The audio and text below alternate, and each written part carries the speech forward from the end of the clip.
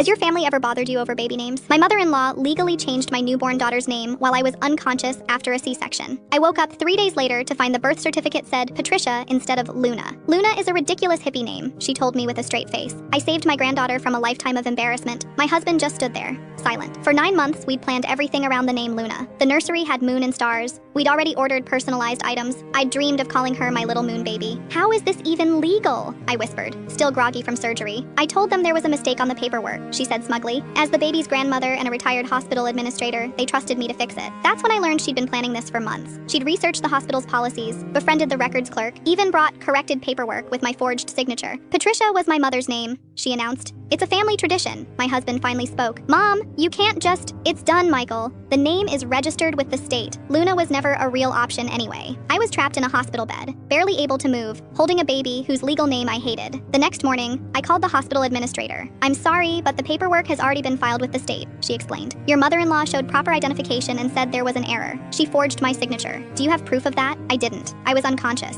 The lawyer I called gave me the devastating news. Without evidence of fraud, this becomes a very expensive legal battle. You're looking at $15,000 minimum, and there's no guarantee of success. Money we didn't have for a newborn. But I refused to give up. I spent weeks calling every office, filing every form, begging every clerk, the state vital records office, the hospital administration, anyone who would listen. Please, I'd say. This is my daughter's identity. I never consented to this name. Most hung up on me. Finally, after 2 months of fighting, I found one sympathetic clerk at the vital records office. Honey, she said quietly, I've seen this before. Bring me any evidence you have. Texts, emails, anything where she admits what she did. I went through everything. Then I remembered. She'd sent a group text to the family announcing the birth. Patricia Rose Johnson has arrived. I made sure she got a proper family name instead of that Luna nonsense. That text message was enough. The clerk helped me file an emergency petition. 3 weeks later, we had a court hearing. My mother-in-law showed up with her own lawyer. Your Honor, her attorney argued, my client was simply helping correct what she believed was a clerical error. The judge read her text message aloud. I made sure she got a proper family name instead of that Luna nonsense. This clearly shows intent to override the parent's choice, he ruled. Birth certificate will be corrected to Luna Rose Johnson. My mother-in-law's face crumpled, but the real victory came later that day. My husband, who'd been silent through this whole ordeal, finally found his voice.